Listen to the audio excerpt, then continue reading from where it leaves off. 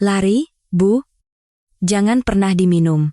Itulah isi secarik kertas kumal yang diam-diam diselipkan Banyu, seorang anak jalanan berusia 10 tahun yang sering diberi makan di luar gerbang, kepada Kartika, menantu keluarga Wijoyo yang diperlakukan tak lebih dari seorang pembantu. Saat itu, Kartika baru saja akan meminum jamu hitam pekat yang setiap pagi diberikan ibu mertuanya, Ibu Ratih. Dengan dalih perhatian dan kasih sayang. Apa yang dilihat oleh bocah jenius dengan kemampuan luar biasa ini hingga ia berani memberikan peringatan berbahaya seperti itu? Di balik tembok tinggi sebuah rumah gedung yang megah, tersimpan sebuah rahasia keji yang tak seorang pun boleh tahu. Sebelum memulai kisah hari ini, dukung kami dengan menekan tombol subscribe dan suka. Semoga hari-hari Anda selalu sehat dan penuh tawa. Mari kita mulai cerita hari ini. Di sebuah kawasan elit di pinggiran Jakarta, berdiri sebuah rumah gedung bergaya kolonial. Rumah itu pernah terasa hangat saat Bapak Wijoyo, seorang konglomerat yang disegani, masih hidup. Namun kini, bagi Kartika, rumah itu tak ubahnya sebuah sangkar raksasa. Setelah Bapak Wijoyo wafat, yang tersisa di rumah itu hanyalah keserakahan akan harta warisan. Dan di tengah pusaran kerakusan itu, status Kartika merosot dari seorang menantu menjadi pembantu. Pukul 5 subuh, ia harus sudah terjaga, mengepel lantai marmer yang luas, menyiapkan sarapan untuk seluruh keluarga mertuanya, menyapu daun-daun kering di taman, menjemur pakaian, mencuci piring, lalu menyiapkan makan malam lagi. Itulah rutinitas Kartika sehari-hari. Tak ada waktu untuk istirahat. Begitu satu pekerjaan selesai, suara lain pasti akan menyalak. Hei, lihat itu masih ada debu.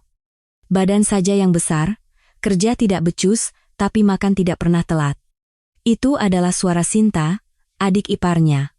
Tak seorang pun di rumah ini memanggil nama Kartika. Hei, kamu, Wowi. Geser itu, angkat ini. Itulah satu-satunya cara mereka memanggilnya.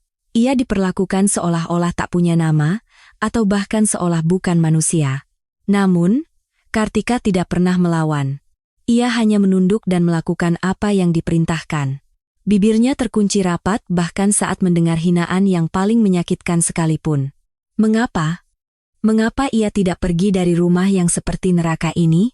Jawabannya adalah rasa bersalah. Kartika pernah memiliki seorang putra, anak yang ia cintai lebih dari apapun di dunia. Namun, anak itu meninggal karena sebuah kecelakaan, dan sejak hari itu, Kartika tidak pernah bisa memaafkan dirinya sendiri. Seandainya aku berlari lebih cepat. Seandainya aku tidak melepaskan tangannya. Seandainya hari itu kami tidak lewat jalan itu. Rentetan penyesalan tak berujung terus menghantam dadanya. Dan beban itu tak pernah terasa ringan sedetik pun meski waktu terus berjalan. Kartika sedang menghukum dirinya sendiri. Ia percaya, seorang ibu yang gagal melindungi anaknya tidak pantas untuk bahagia. Menanggung semua siksaan dan hinaan ini adalah hukuman yang setimpal untuknya. Keluarga mertuanya dengan licik memanfaatkan rasa bersalah itu. Mereka tidak pernah mengatakannya secara langsung, tetapi mereka tahu cara untuk membuat Kartika kembali tertunduk setiap kali ia mencoba mengangkat kepala. Dengan sengaja menyebut-nyebut nama putranya, atau berteriak-teriak di kamar tempat foto anaknya pernah dipajang. Dan pusat dari semua ini adalah ibu mertuanya, Ibu Ratih. Setiap pagi pukul 7, Ibu Ratih akan datang ke kamar Kartika membawa secangkir jamu hitam pekat yang ia ramu sendiri di dapur. Cairan dalam cangkir keramik itu warnanya lebih dari sekadar coklat tua, nyaris hitam legam, bau apek yang menusuk hidung langsung memenuhi ruangan. Perut Kartika selalu mual setiap kali mencium baunya. Tetapi di bawah tatapan tajam ibu mertuanya, ia tak punya pilihan selain meminumnya. Minum. Kamu tidak boleh sakit. Di rumah ini, yang kerja cuma kamu, kata Ibu Ratih dengan suara lembut. Namun di balik kelembutan itu, ada dinding kokoh yang tak mengizinkan penolakan. Saat Kartika mengangkat cangkir dan meminum seteguk, Ibu Ratih akan mengawasinya tanpa berkedip. 2 teguk, 3 teguk, sampai dasar cangkir terlihat. Ibu Ratih tidak akan beranjak dari tempatnya. Baru setelah memastikan dengan mata kepalanya sendiri bahwa Kartika telah menelan tetes terakhir, ia akan mengangguk puas dan meninggalkan kamar. Sejak mulai meminum jamu itulah, perubahan aneh mulai terjadi pada tubuh Kartika.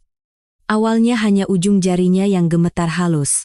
Piring kadang terlepas dari tangannya saat mencuci, dan tangannya terasa lemas saat memegang sapu. Ia mengabaikannya, menganggap itu hanya karena kelelahan. Namun seiring waktu, gejalanya semakin parah. Ia sering lupa apa yang baru saja dikatakan orang kepadanya, dan kadang tersesat di lorong rumahnya sendiri. Ia berniat pergi ke dapur, tapi saat sadar, ia sudah berada di tengah taman. Suatu hari, saat mengangkat cangkir teh, tangannya kehilangan tenaga dan cangkir itu jatuh berhamburan di lantai. Di atas pecahan keramik, terdengar decakan lidah Bima, adik iparnya. "Cih, makin hari makin tidak berguna." Kartika memunguti pecahan itu dengan tangan kosong. Ia bahkan tidak sadar telapak tangannya berdarah, hanya terus mengulang kata maaf. Tak ada yang bertanya apakah ia baik-baik saja.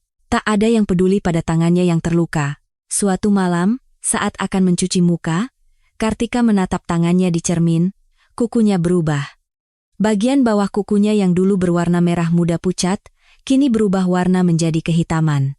Gemetar halus di ujung jarinya seakan tak pernah berhenti. Wajahnya di cermin tampak seperti orang yang sama sekali berbeda dari beberapa bulan lalu. Tulang pipinya menonjol, lingkaran hitam di bawah matanya semakin pekat, dan sorot matanya yang dulu jernih kini tampak kabur dan tak fokus. Tak ada tempat untuk mengadu sakit. Tak ada orang untuk berkeluh kesah. Ponselnya sudah lama disita oleh Ibu Ratih, dan satu persatu tali penghubungnya dengan dunia luar telah diputus. Di dalam tembok tinggi rumah gedong itu, Kartika perlahan-lahan, sangat perlahan, mulai menghilang. Orang-orang di rumah itu melihatnya, tapi tak ada yang peduli. Mereka malah berbisik-bisik. Memang dari dulu dia aneh, kan? Sejak anaknya mati, otaknya jadi geser. Bisikan itu terdengar jelas sampai ke telinga. Kartika yang berdiri di ujung lorong, tapi ia tak mampu menunjukkan ekspresi apapun. Tak ada lagi tenaga untuk membantah, tak ada lagi alasan untuk melawan. Ibu Ratih tetap datang setiap pagi membawa jamu hitamnya, dan setiap pagi ia memastikan cangkir itu kosong di depan mata Kartika. Dan setiap pagi, tubuh Kartika semakin rapuh. Akar dari semua ini adalah harta warisan almarhum Bapak Wijoyo. Semasa hidupnya, sang konglomerat sangat menyayangi menantunya, Kartika, dan mewariskan sebagian besar saham perusahaan serta aset kepadanya. Bagi keluarga mertuanya, Kartika bukan sekadar menantu. Ia adalah penghalang yang merintangi apa yang seharusnya menjadi milik mereka. Mereka semua tahu, hanya jika Kartika lenyap, hanya jika Kartika menjadi tidak berdaya, barulah seluruh kekayaan dan kekuasaan itu akan jatuh ke tangan mereka. Jamu hitam yang diberikan Ibu Ratih setiap pagi. Ritual memaksa untuk meminumnya di depan mata sampai tetes terakhir. Dan setelah itu, gemetar tangan, hilang ingatan, serta kuku yang menghitam pada diri Kartika. Jika semua ini bukan kebetulan, maka ini bukanlah cinta seorang ibu mertua yang merawat kesehatan menantunya.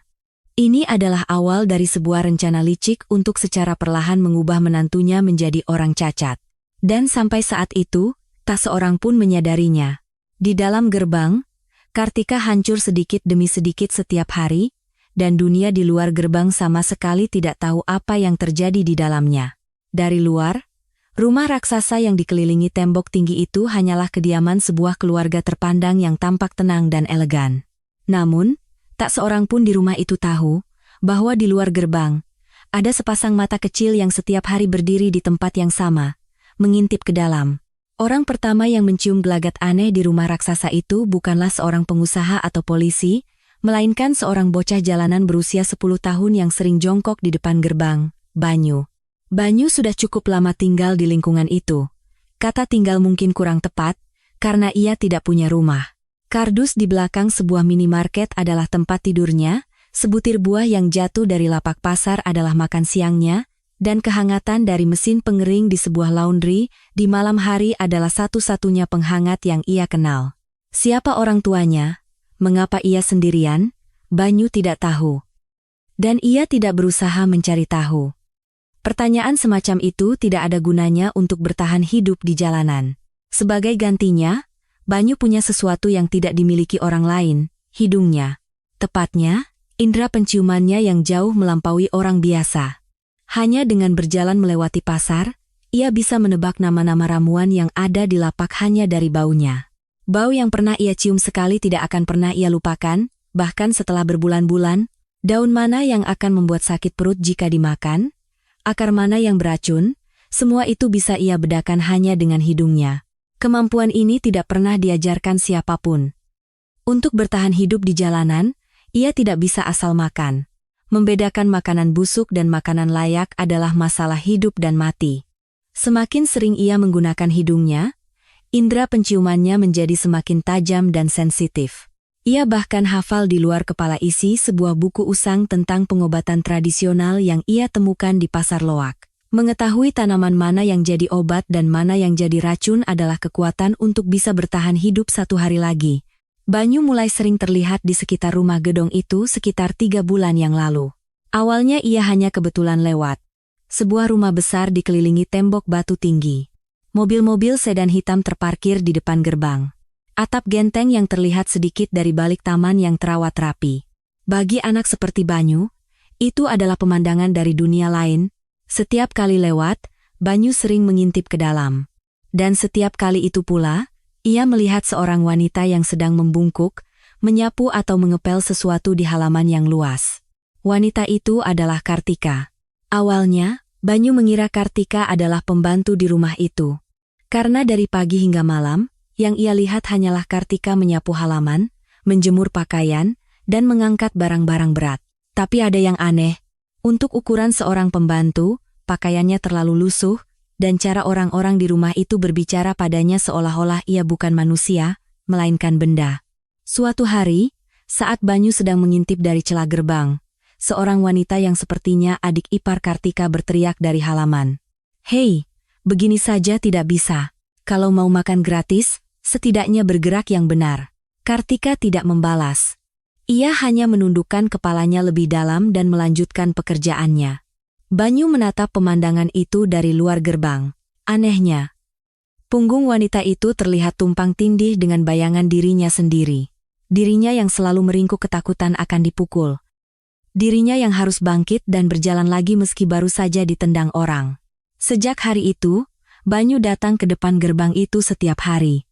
Beberapa hari kemudian, Kartika akhirnya menyadari kehadiran Banyu. Seorang anak kecil kurus yang jongkok di bawah batu dekat gerbang. Pakaiannya kotor, sepatunya sobek, dan bibirnya kering pecah-pecah karena lapar. Kartika menatap anak itu sejenak, lalu dengan hati-hati melihat sekeliling sebelum keluar dari gerbang. Di tangannya ada sebuah kotak makan kecil. "Nak, ini makanlah," katanya dengan suara lembut namun waspada. Seolah-olah ia tidak boleh bersuara keras, seolah takut ketahuan seseorang. Kartika meletakkan kotak makan itu di depan Banyu. Banyu hanya menatap kosong kotak makan itu. Hidup lama di jalanan membuatnya tidak mudah percaya pada orang yang memberinya sesuatu tanpa alasan. Bisa jadi itu jebakan, atau mereka akan meminta imbalan.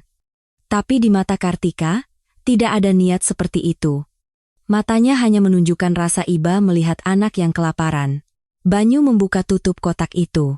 Nasi putih dengan lauk tempe orek dan telur dadar, bukan lauk yang mewah, tapi bagi Banyu, ini adalah makanan yang akan ia kenang selamanya.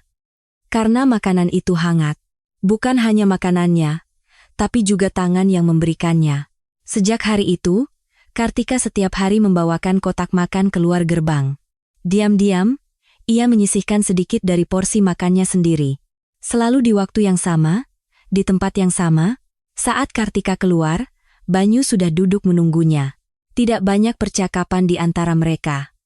Kartika memberikan kotak makan, Banyu mengangguk dalam-dalam. Sementara Banyu makan, Kartika akan duduk sebentar di sebelahnya, memandang langit.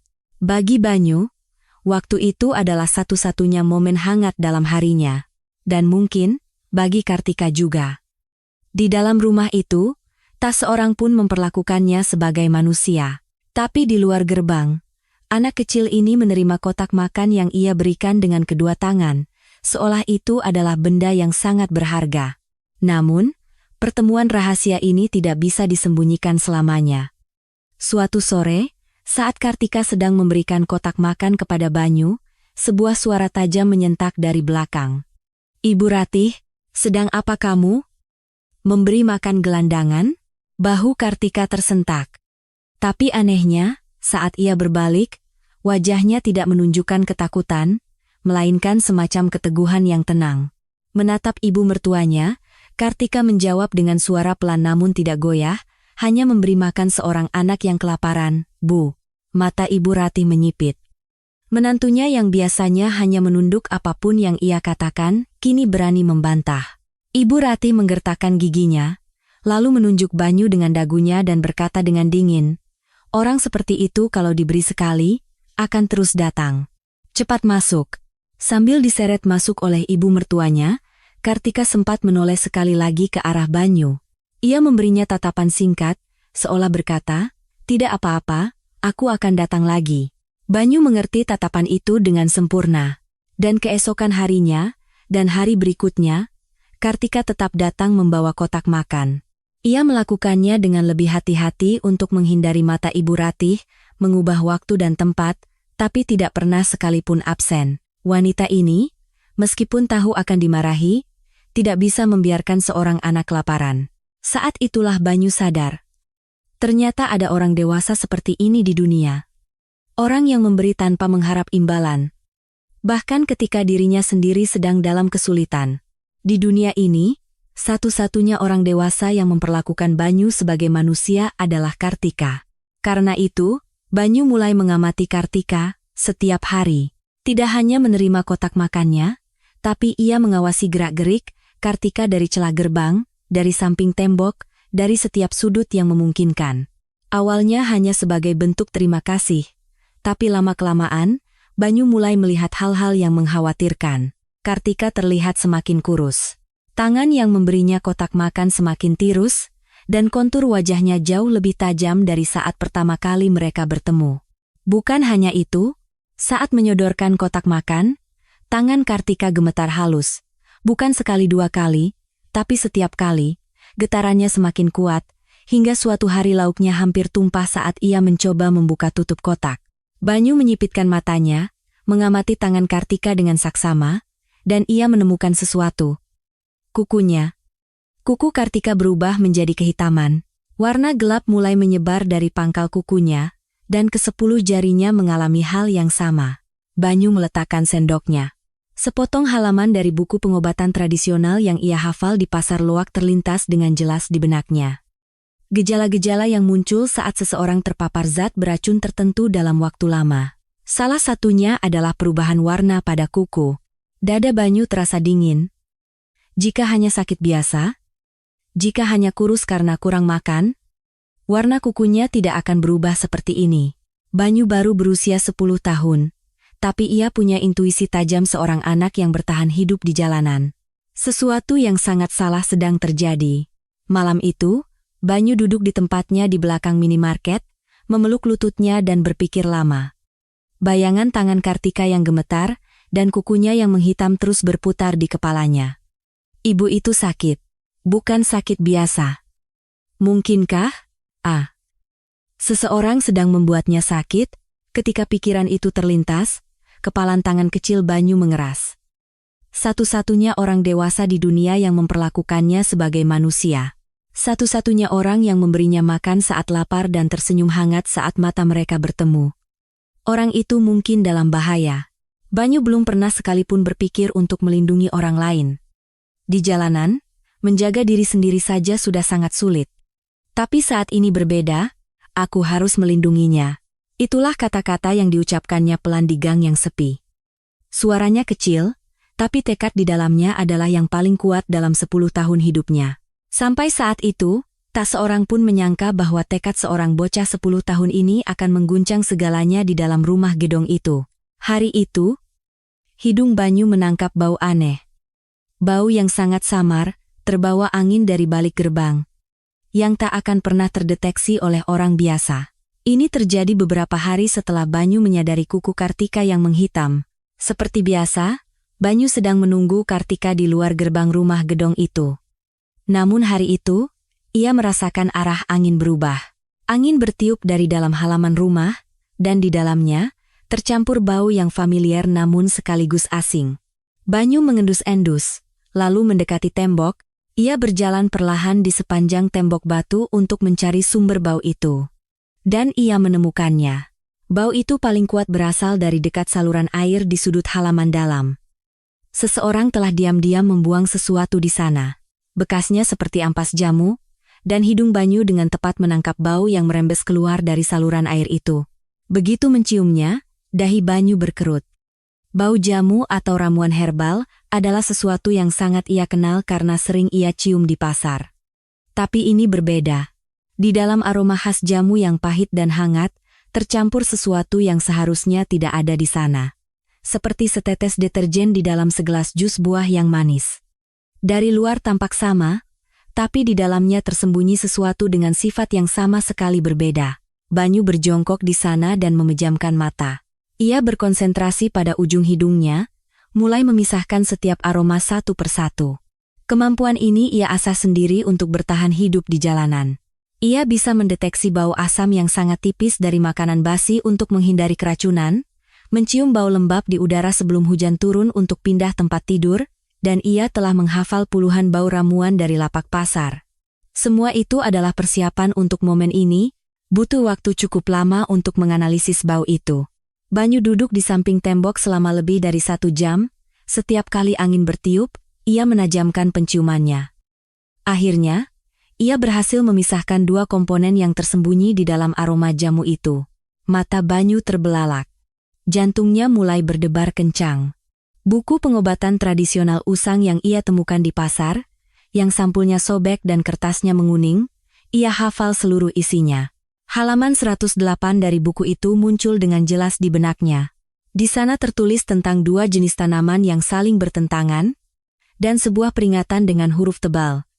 Jangan pernah digunakan bersama-sama. Alasannya sederhana. Ketika kedua komponen ini bertemu, mereka akan menjadi racun yang melumpuhkan sistem saraf. Kenapa bau ini ada di sini? Gumam Banyu pada dirinya sendiri. Ada nada cemas dalam suaranya. Ia tahu persis apa yang akan terjadi jika kedua tanaman beracun ini digabungkan. Karena ia telah membacanya di buku. Awalnya, tangan dan kaki akan mulai gemetar. Kemudian, ingatan akan terputus-putus, dan kepala akan terasa berkabut. Jika terpapar dalam waktu lama, akan menyebabkan kerusakan otak yang tidak dapat diperbaiki. Bayangan Kartika melintas cepat di kepala Banyu. Tangannya yang gemetar saat memberikan kotak makan, wajahnya yang semakin tirus, matanya yang terkadang menatap kosong, dan kukunya yang menghitam. Semua gejala itu kini terhubung. Dia tidak sakit. Seseorang sedang membuatnya sakit. Tangan Banyu gemetar hebat. Karena marah, sesuatu yang panas membara di dada anak berusia 10 tahun itu. Tapi Banyu belajar sesuatu dari jalanan. Berteriak karena marah tidak akan membuat siapapun mendengarkan. Bukti lebih penting daripada emosi, ketika ia pernah dituduh mencuri di pasar, sebesar apapun ia menangis dan berkata tidak. Orang dewasa tidak pernah percaya pada kata-kata seorang anak gelandangan. Saat itu Banyu belajar dengan cara yang pahit. Kata-kata saja tidak cukup. Harus ada bukti. Jadi, Banyu tidak menangis. Sebaliknya, keesokan paginya, ia menuju pasar. Kawasan penjual ramuan di kota itu cukup panjang. Di sepanjang gang sempit, toko-toko jamu dan obat tradisional berjejer rapat, memenuhi udara dengan aroma herbal yang kental. Banyu mulai dari toko pertama, menyusuri satu persatu. Ia berjalan melewati setiap toko, mengendus bau yang keluar dari pintu untuk mengetahui ramuan apa saja yang ada di dalam. 1 toko, 2 toko, 3 toko. Setiap kali ia menggelengkan kepala. Ada bau yang mirip, tapi tidak sama dengan kombinasi khas yang ia cium di balik tembok rumah gedong itu. Banyu tidak menyerah. Ia terus berjalan ke toko berikutnya. Hingga sore hari, ia telah mengunjungi lebih dari 20 toko. Kakinya pegal dan perutnya lapar. Tapi ia tidak berhenti. Kadang ia ketahuan oleh pemilik toko. "Hei, bocah. Ngapain di sini? Tidak ada yang bisa dicuri, sana pergi." Mendengar usiran pemilik toko, Banyu segera berbalik dan menghilang ke gang berikutnya. Wajar jika seorang anak jalanan yang mengendus-endus di depan toko obat dicurigai. Tapi Banyu tidak peduli. Ia berputar ke gang lain, berdiri di depan toko lain, dan mengendus lagi. Saat matahari mulai terbenam, Banyu sedang berjalan melewati sebuah toko jamu kecil di ujung jalan yang agak terpencil. Bau yang merembes keluar dari celah pintu seketika menghentikan langkahnya. Bau ini, jantung Banyu terasa jatuh. Bau yang ia cium di balik tembok rumah gedong itu. Bau khas yang hanya muncul ketika dua tanaman beracun yang saling bertentangan berada di satu tempat yang sama, menguar dari dalam toko jamu ini. Banyu mendongak menatap papan nama toko itu. Di atas papan kayu yang usang, tertulis nama toko tersebut. Banyu membacanya berulang kali, seolah memahat nama itu di dalam benaknya. Di seluruh kota, hanya tempat ini satu-satunya yang menjual kedua tanaman beracun itu bersama-sama. Banyu berjalan ke sebuah gang yang agak jauh dari toko itu, lalu duduk bersandar di dinding. Kedua tangannya yang diletakkan di atas lutut gemetar. Getaran yang bercampur antara kegembiraan dan ketakutan. Lupa akan rasa lelah setelah berjalan seharian, pikiran Banyu berputar cepat. Jamu hitam yang setiap pagi diramu sendiri oleh Ibu Ratih dan diberikan kepada Kartika. Ritual memaksa untuk meminumnya sampai habis di depan mata. Dan kondisi tubuh Kartika yang semakin memburuk sejak mulai meminum jamu itu. Semua kepingan puzzle itu kini menyatu. Itu bukan jamu, kata Banyu sambil menggertakkan giginya. Urat-urat di punggung tangannya yang terkepal menonjol. Wanita itu, setiap pagi memberinya racun. Meskipun diucapkan sendirian di gang yang sepi, tidak ada keraguan dalam suaranya. Ini bukan lagi dugaan. Bau yang ditemukan hidungnya, pengetahuan yang ia baca dari buku, penelusuran yang ia lakukan dengan kakinya sendiri, semuanya menunjuk pada satu kesimpulan. Jamu yang diberikan ibu mertua kepada menantunya adalah racun yang perlahan-lahan merusak sistem saraf. Gemetar tangan, hilang ingatan, dan kuku yang menghitam pada Kartika, semuanya disebabkan oleh racun itu. Banyu merasakan beratnya penemuan ini. Ini bukan sekadar masalah ibu mertua yang menyiksa menantunya. Ini sama saja dengan membunuh seseorang secara perlahan. Dan saat ini, satu-satunya orang di dunia yang mengetahui fakta ini adalah dirinya. Banyu bangkit. Berdasarkan pekatnya bau, racun dalam jumlah yang cukup banyak pasti sudah menumpuk di tubuh Kartika. Jika dibiarkan lebih lama lagi, kondisinya bisa menjadi permanen. Wajah Kartika terbayang di benaknya. Wajah yang tersenyum lembut saat memberinya kotak makan. Tatapan hangat dari satu-satunya orang di dunia yang memperlakukannya sebagai manusia. Tidak ada waktu lagi. Banyu memutuskan. Ia harus memberitahu Kartika tentang hal ini. Ia harus menyampaikan kepada wanita yang terkurung di dalam gerbang itu, bahwa apa yang ia minum setiap pagi bukanlah jamu, melainkan racun. Bahwa ia tidak sakit, melainkan sedang diracuni oleh seseorang. Tapi tidak ada cara untuk masuk ke dalam tembok tinggi rumah gedong itu, dan waktu Kartika keluar dari gerbang semakin berkurang. Itu artinya, pengawasan keluarga mertuanya semakin ketat. Banyu berjalan menyusuri gang yang gelap, tenggelam dalam pikirannya. Di atas bahu seorang bocah gelandangan berusia 10 tahun, kini ada beban seberat nyawa seseorang. Tapi bahu kecil itu, secara mengejutkan, tidak goyah. Karena tekadnya sudah bulat, ia harus menemukan cara, ia pasti akan menemukannya, karena ia adalah sosok yang tidak pernah diperhatikan, sosok yang tidak pernah diwaspadai. Bocah 10 tahun inilah satu-satunya yang bisa melihat kebenaran. Dan saat ini, satu-satunya orang di dunia yang bisa menyampaikan kebenaran ini juga hanyalah Banyu. Hari ketika pintu kamar Kartika dikunci dari luar, rumah itu akhirnya berubah dari sangkar menjadi penjara. Pagi itu, Ibu Ratih mengumpulkan seluruh anggota keluarga di ruang tengah dan mengumumkan sesuatu. Ia mengatakan bahwa akhir-akhir ini perilaku Kartika semakin aneh. Ia tidak ingat apa yang baru saja dibicarakan, berjalan menuju dapur tapi malah berakhir di taman, dan tidak merespons saat namanya dipanggil. Tentu saja, semua gejala ini disebabkan oleh jamu hitam beracun yang diberikan Ibu Ratih setiap pagi.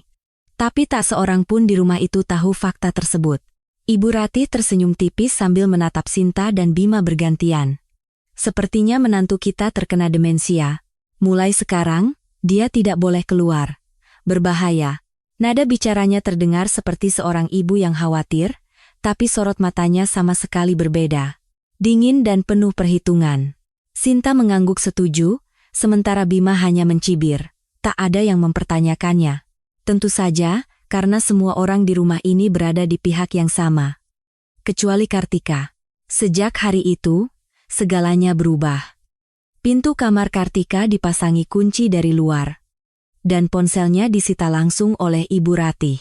Makanan diberikan 2 kali sehari, dengan cara seseorang membuka pintu dan mendorong nampan masuk. Kartika tidak lagi disuruh melakukan pekerjaan rumah. Sebagai gantinya, ia tidak diizinkan keluar dari kamar itu. Selangkah pun, jendelanya dipasangi palang, dan gordennya selalu tertutup. Dan Ibu Ratih mulai menyebarkan gosip. Ia menelepon kerabat, tetangga, dan semua orang yang ia kenal. Ia mengatakan bahwa menantunya, setelah kehilangan putranya, kondisi mentalnya semakin memburuk hingga kini tidak bisa mengenali orang lagi, demensianya berkembang sangat cepat. Dengan sangat menyesal, terpaksa ia harus diistirahatkan di dalam kamar. Suaranya dibuat penuh kesedihan, tapi begitu telepon ditutup, tak ada emosi apapun di wajahnya. Dengan begini, bahkan jika Kartika berhasil keluar dari kamar dan meneriakkan kebenaran, orang-orang tidak akan percaya. Mereka akan menganggapnya sebagai omong kosong pasien demensia. Itulah yang diinginkan Ibu Ratih, menghancurkan tubuhnya dengan racun, membungkam mulutnya dengan gosip, dan memblokir jalan keluarnya dengan kurungan. 3 lapis jerat yang kini mengikat Kartika. Kartika sendiri tidak begitu mengerti apa yang terjadi padanya. Racun yang sudah lama menumpuk di tubuhnya membuat kepalanya terus-menerus terasa berkabut, dan hari-harinya berlalu dalam kekaburan. Sesekali, saat kesadarannya kembali jernih, ia akan menatap langit dari jendela. Tapi dunia di balik jendela berpalang itu terasa begitu jauh, tak terjangkau. Pada saat inilah, Banyu bergerak. Banyu sudah tahu persis apa racunnya, dan bahkan sudah melacaknya sampai ke toko jamu di kota. Kini, yang tersisa hanya satu, menyampaikan fakta ini kepada Kartika. Tapi ada masalah. Kartika tidak pernah lagi keluar dari gerbang. Setelah berhari-hari Kartika tidak muncul di tempat biasa mereka bertemu, Banyu merasa ada sesuatu yang tidak beres telah terjadi. Banyu menunggu hingga malam tiba. Setelah matahari terbenam, lampu-lampu di rumah gedong itu satu persatu padam, dan suasana menjadi sunyi. Barulah ia mendekati tembok. Tubuh kurus anak 10 tahun itu cukup ringan untuk memanjat celah-celah batu di tembok. Begitu sampai di atas, Banyu mengamati jendela-jendela di bagian belakang rumah satu persatu. Sebagian besar jendela sudah gelap, tapi ada satu cahaya redup yang keluar dari sebuah kamar kecil di sudut. Dan di jendela itu, terpasang sebuah palang. Jantung Banyu berdebar kencang. Palang itu dipasang dari luar, bukan dari dalam. Seseorang telah dikurung. Banyu turun dari tembok tanpa suara dan merangkak hingga ke bawah jendela itu. Ketika ia mengintip ke dalam, di bawah cahaya lampu yang redup, ia melihat Kartika duduk lemas di lantai. Matanya terbuka, tapi tatapannya kosong, kedua tangannya terkulai di atas lutut. Sulit dipercaya bahwa ini adalah orang yang sama yang beberapa hari lalu tersenyum hangat sambil memberinya kotak makan. Kartika tampak seolah jiwanya telah direnggut. Banyu menggertakkan giginya. Ia mengeluarkan secari kertas kecil dari sakunya. Kertas itu adalah bagian belakang struk belanja dari minimarket. Ditulisi dengan pulpen dengan tulisan yang ditekan kuat-kuat. Banyu dengan sangat hati-hati dan perlahan mendorong palang yang berkarat itu ke atas. Ia membasahi tangannya dengan ludah agar tidak menimbulkan suara decitan. Begitu palang terbuka, jendela sedikit terkuak. Banyu menyelipkan kertas yang terlipat itu melalui celah. Kertas itu jatuh tanpa suara di lantai kamar. Suara itu membuat Kartika menoleh. Awalnya ia hanya menatap kertas di lantai dengan tatapan kosong, lalu perlahan-lahan mengulurkan tangan untuk mengambilnya. Saat membuka lipatan kertas itu, bola mata Kartika bergetar. Di sana tertulis, "Lari sekarang? Bu, jamu itu racun. Jangan pernah diminum." Tangan Kartika mulai gemetar. Bukan getaran karena racun, tapi getaran karena syok. Kertas itu sampai kusut di genggamannya. Kartika membaca kalimat pendek itu 3 kali, 4 kali, 5 kali. Jamu itu racun. Satu kalimat ini terasa seperti sambaran petir di kepalanya. Semua hal yang selama ini tidak bisa ia jelaskan, kini menjadi masuk akal. Mengapa tubuhnya semakin lemah setiap kali minum jamu? Mengapa tangannya semakin gemetar? Mengapa ingatannya terputus-putus dan kukunya menghitam? Ia pikir itu karena ia sakit. Karena tubuhnya lemah, karena hatinya rapuh, karena kesedihan kehilangan putranya. Ternyata bukan. Seseorang, setiap pagi, menatap matanya, tersenyum, menyuruhnya menjaga kesehatan, sambil memberinya secangkir racun. Sesuatu yang panas mulai menggenang di mata Kartika. Bukan amarah. Yang pertama datang adalah perasaan dikhianati. Rasa sakit seolah jantungnya diiris pisau. Kemudian, datanglah rasa takut. Aku hampir mati. Tidak, aku sedang sekarat secara perlahan. Dan setelah rasa takut itu mereda, perlahan tapi pasti, sebuah perasaan lain mulai muncul. Naluri untuk hidup. Kartika menyeka air matanya dengan punggung tangan dan menatap ke arah jendela. Dalam kegelapan, ia bisa melihat wajah kecil Banyu di balik jendela. Banyu tidak berkata apa-apa, hanya menatap Kartika. Kartika berbisik dengan bibir gemetar. "Banyu, apa ini benar?" Banyu mengangguk. Lalu dengan suara sepelan mungkin, namun tegas, ia berkata, "Besok pagi, kalau ibu diberi jamu itu, pura-pura minum saja. Jangan ditelan." Kartika menatap wajah kecil di balik jendela itu untuk waktu yang lama. Anak yang sering ia beri makan di luar gerbang. Bocah kurus yang selalu menunduk dalam-dalam setiap menerima sekotak nasi. Anak itu kini sedang berusaha menyelamatkan nyawanya. Kartika mengangguk perlahan. Ia tidak bisa berkata apa-apa, tapi anggukan itu berisi kepercayaan, terima kasih, dan tekad. Banyu mengembalikan palang ke posisi semula dan menghilang tanpa suara ke dalam kegelapan. Kartika merobek kertas itu menjadi kecil-kecil, memasukkannya ke dalam mulut, mengunyah, lalu menelannya. Ia tidak boleh meninggalkan bukti. Jika ibu mertuanya menemukan kertas ini, semuanya akan berakhir. Keesokan paginya, pukul 7, Ibu Ratih datang ke kamar Kartika membawa jamu hitam seperti biasa. Sambil menyodorkan cangkir keramik, ia berkata, "Minum semuanya. Hari ini harus minum obat juga." Kartika menerima cangkir itu. Bau apek yang familiar tercium dari cairan hitam pekat itu. Bau yang kemarin ia anggap sebagai obat pahit, hari ini terasa sama sekali berbeda. Ini adalah racun yang dirancang untuk membunuhnya. Kartika membawa cangkir itu ke mulutnya. Sensasi dingin keramik menyentuh bibirnya. Bau apek menusuk hidungnya. Tapi ia tidak menelannya. Ia hanya berpura-pura menggerakkan lehernya, menahan cairan itu di dalam mulutnya. Sebelum Ibu Ratih mendekat untuk memeriksa cangkir yang kosong, Kartika menengadahkan kepalanya, berakting seolah-olah ia sedang menelan tegukan terakhir. Ibu Ratih mengambil cangkir itu dengan ekspresi puas. Begitu pintu tertutup dan suara langkah kaki menjauh, Kartika segera berlari ke pot tanaman di sudut kamar dan memuntahkan semua jamu yang ada di mulutnya. Cairan hitam itu meresap ke dalam tanah di pot. Jantungnya berdebar kencang. Tapi pada saat yang sama, untuk pertama kalinya setelah sekian lama, kepalanya terasa jernih. Seolah-olah angin sepoi-sepoi meniup kabut tebal yang menyelimutinya. Kartika berjongkok di depan pot, menatap kedua tangannya yang gemetar. Kukunya yang menghitam terlihat jelas. Kini ia tahu, kuku ini adalah bukti dari racun itu, dan Kartika memutuskan. Di depan keluarga mertuanya, ia akan berakting seolah-olah sakitnya semakin parah. Berpura-pura tidak bisa berjalan dengan benar, tidak bisa berbicara dengan jelas. Dengan begitu, mereka akan merasa aman. Dan ia bisa mengulur waktu, secari kertas telah mengubah segalanya.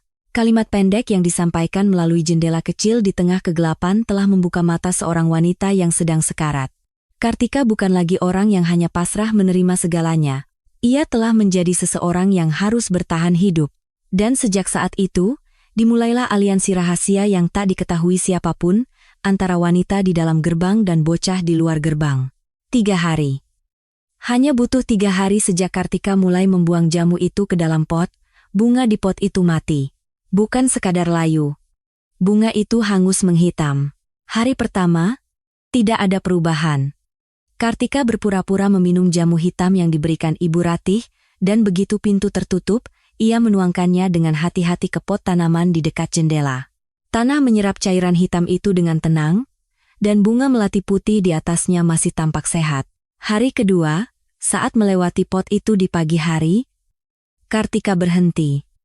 Ujung kelopak bunganya sedikit berubah menjadi kecoklatan, ia pikir mungkin kekurangan air, jadi ia menyiramnya sedikit. Tapi menjelang malam, bagian yang berwarna coklat itu tampak semakin melebar. Perasaan aneh mulai menyelimuti hatinya, Tapi ia belum yakin. Pagi hari ketiga. Begitu membuka mata, Kartika langsung menatap ke arah pot, dan napasnya seakan berhenti.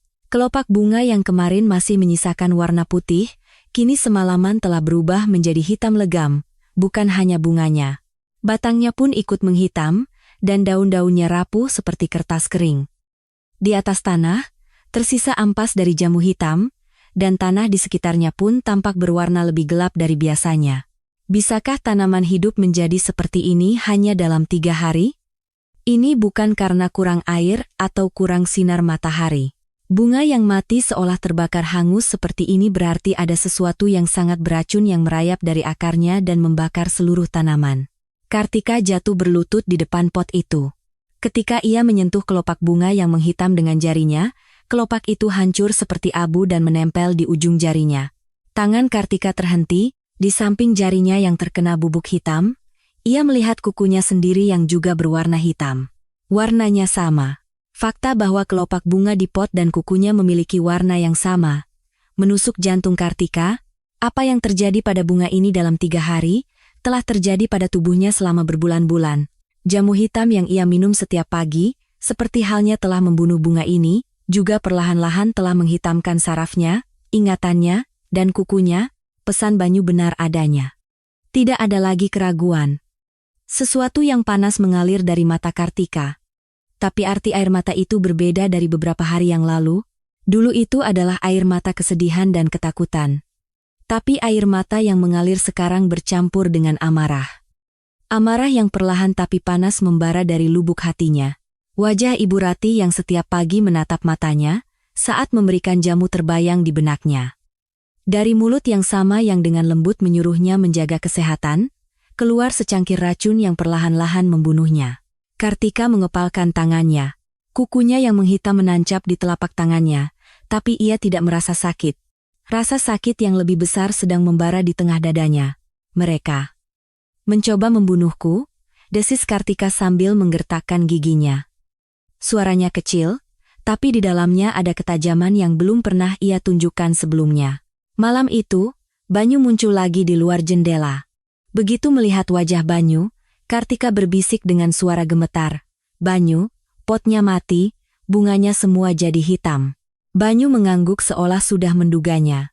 Ia menyelipkan secari kertas kecil yang sudah ia siapkan melalui celah jendela. Saat Kartika membukanya, ia melihat tulisan tangan Banyu yang ditekan kuat-kuat. Isinya adalah instruksi untuk minum banyak air, dan makan sebanyak mungkin lauk seperti tempe atau sayuran hijau saat makan. Makanan-makanan itu bisa membantu mengeluarkan racun yang menumpuk di tubuh sedikit lebih cepat.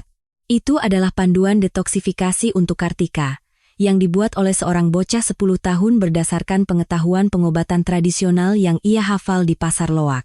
Kalau ibu ikuti cara ini, tubuh ibu akan pulih? Mungkin butuh waktu, tapi pasti bisa, kata Banyu pelan dari balik jendela. Kartika memeluk kertas itu erat-erat di dadanya. Dan sekali lagi, ia mengangguk. Mulai keesokan harinya, Kartika mengikuti setiap instruksi Banyu tanpa kecuali. Ia memilih makan tempe dan sayuran dari lauk yang diberikan, dan setiap ada kesempatan, ia minum air. Malam hari, seperti yang tertulis di kertas, ia melakukan gerakan-gerakan sederhana untuk meregangkan tubuhnya yang kaku.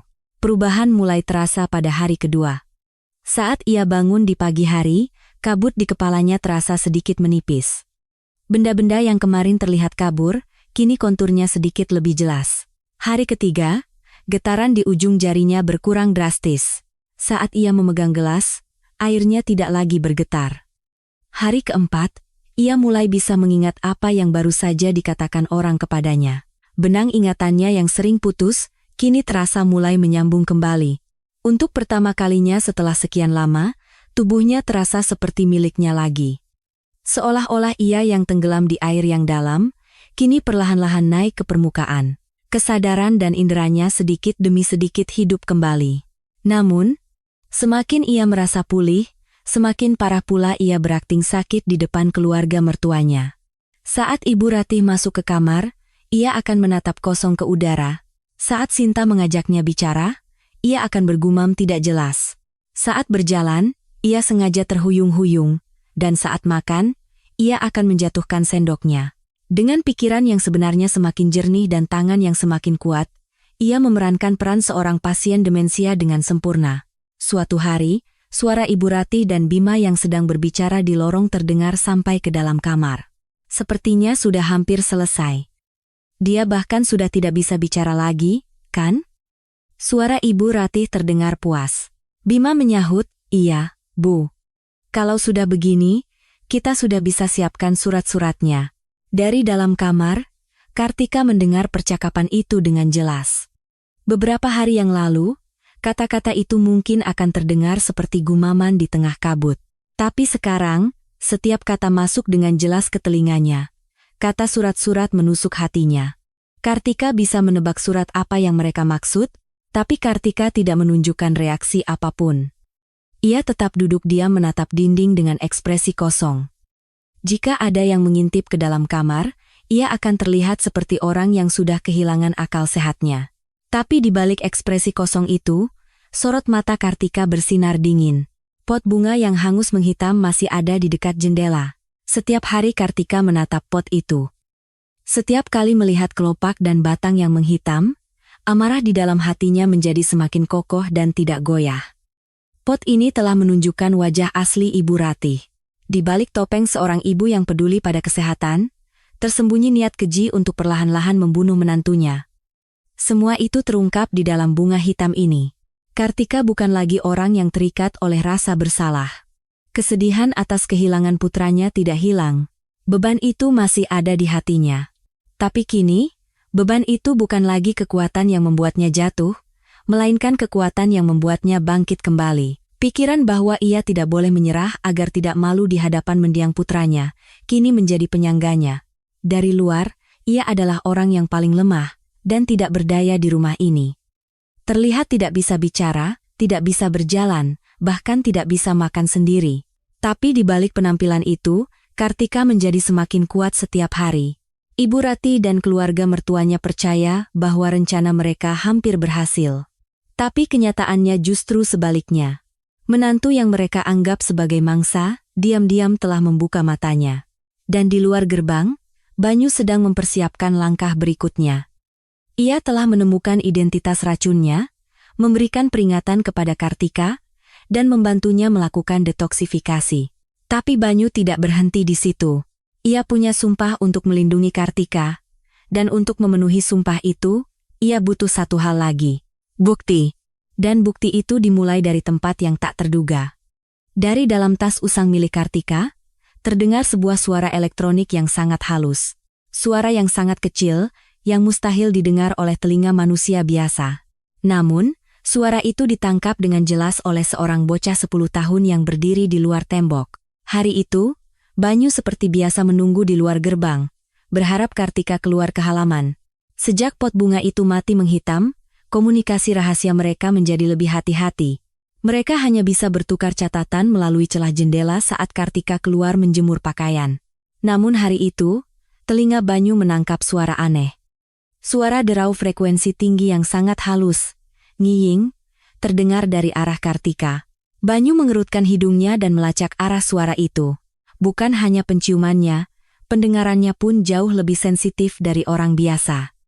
Banyu langsung mengenali sumber suara elektronik yang halus itu. Pengalamannya bertahan hidup di jalanan, berhadapan dengan berbagai macam hal, membantunya menarik kesimpulan dengan cepat. Itu adalah suara dari alat penyadap. Punggung Banyu terasa dingin. Pengawasan Ibu Ratih ternyata tidak berhenti pada kurungan dan penyitaan ponsel. Itu artinya, bahkan desahan napas Kartika pun diam-diam didengarkan.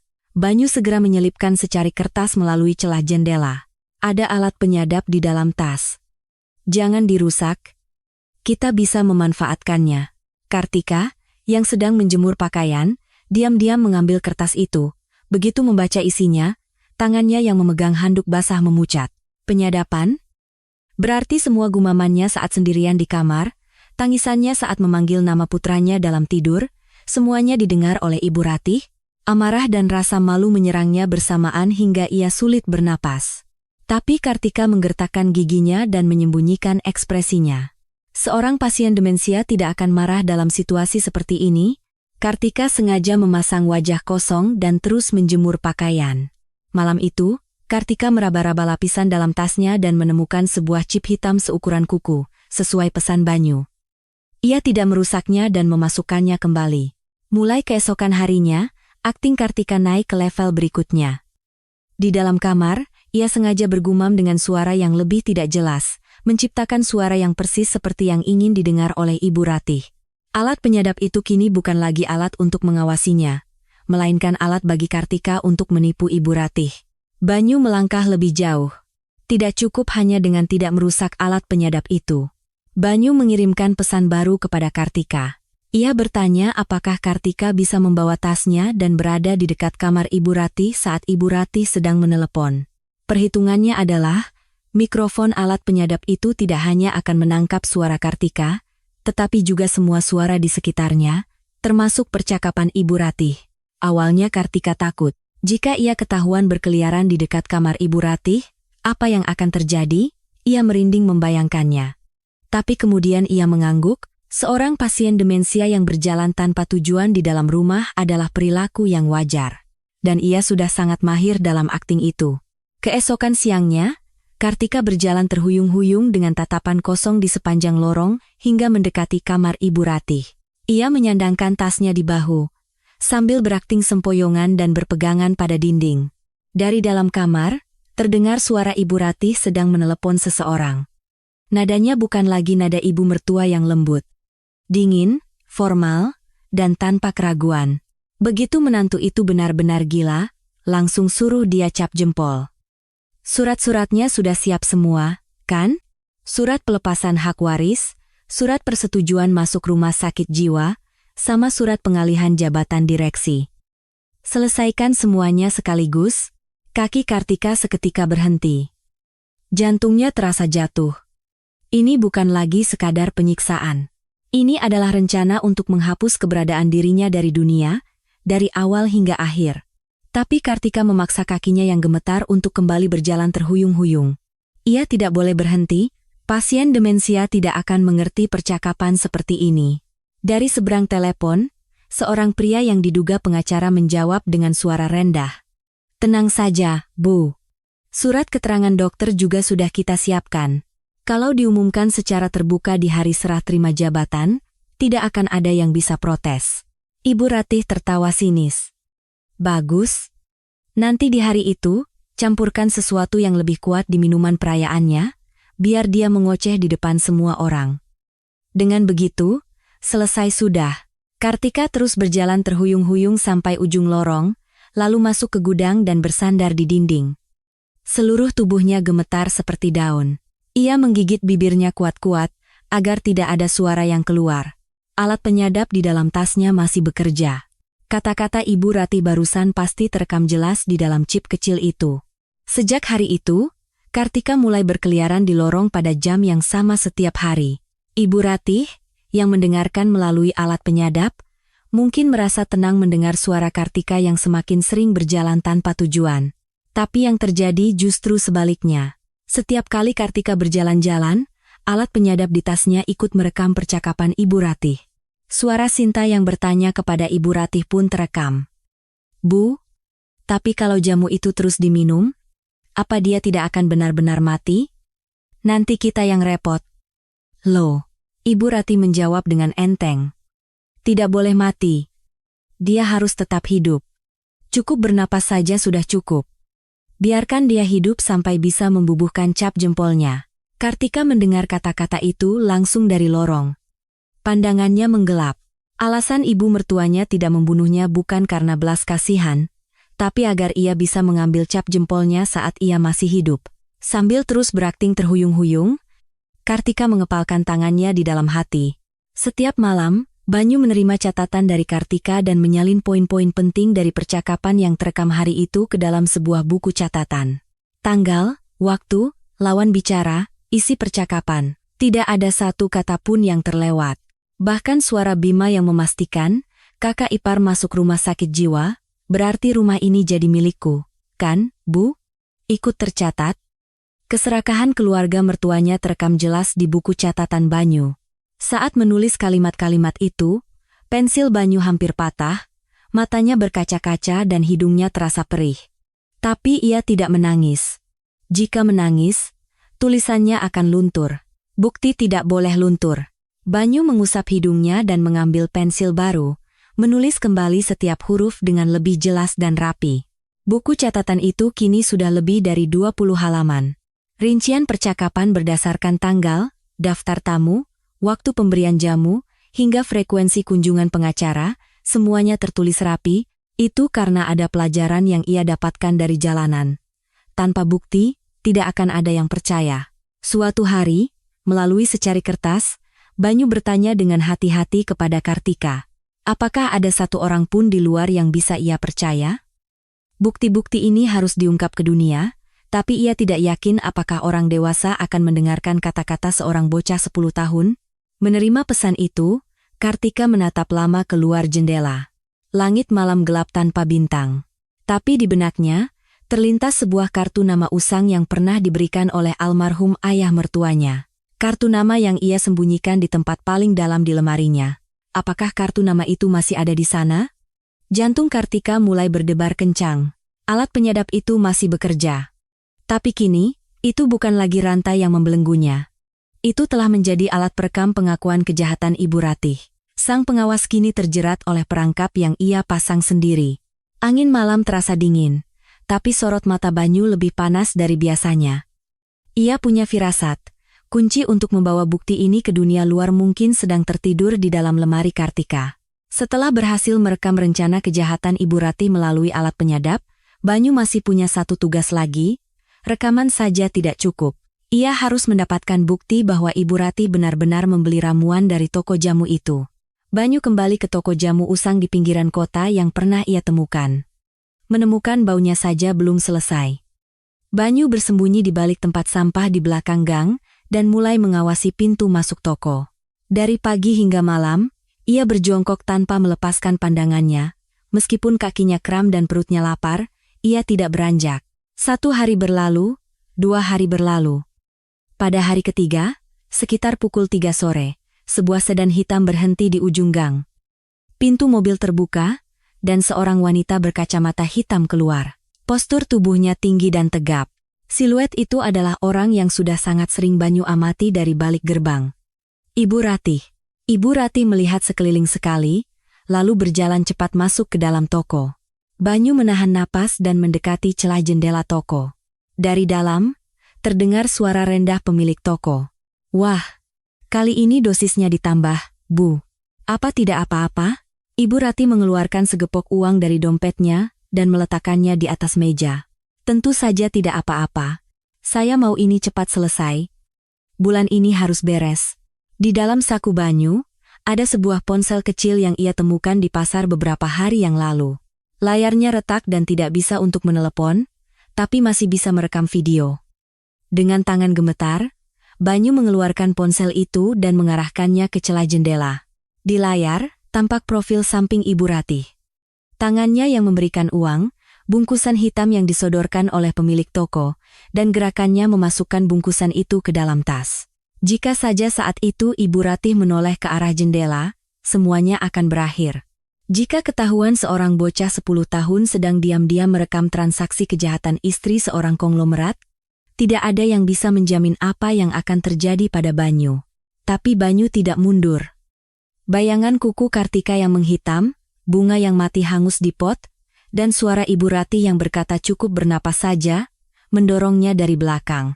Baru setelah Ibu Ratih meninggalkan toko dan mobilnya menghilang, Banyu jatuh terduduk.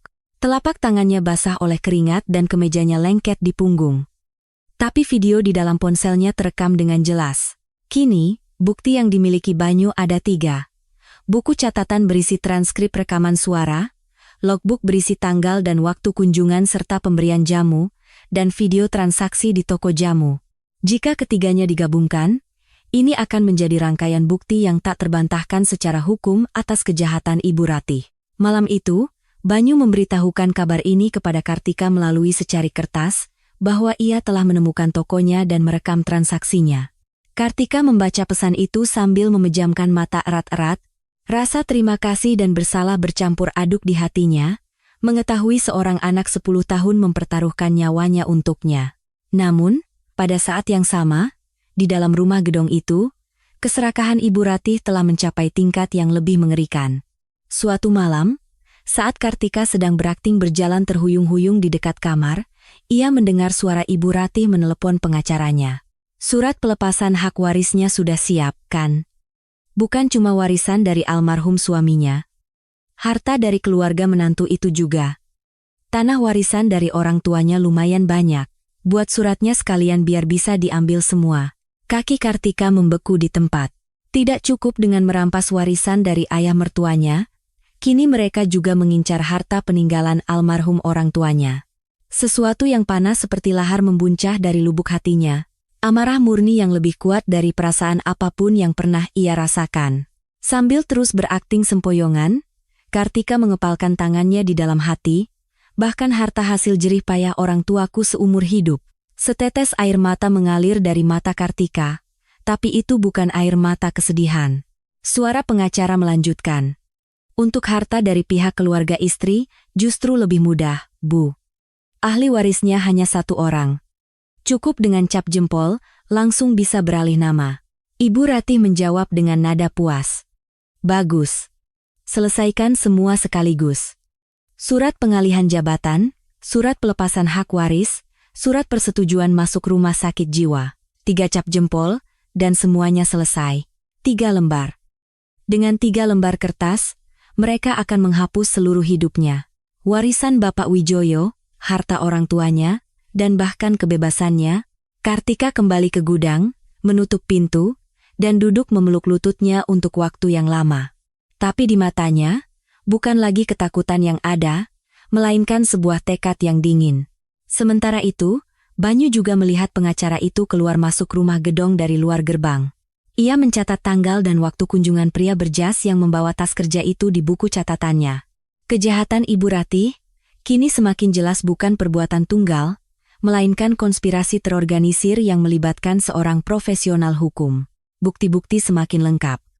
Tapi waktu juga semakin menipis. Fakta bahwa surat pelepasan hak waris paksa sudah disiapkan berarti rencana Ibu Ratih akan segera dilaksanakan.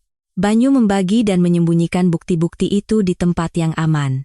Buku catatan di dalam sebuah kotak usang di sudut pasar, ponsel di tempat lain, itu adalah naluri bertahan hidup di jalanan, agar jika satu tempat ketahuan, ia tidak akan kehilangan semuanya.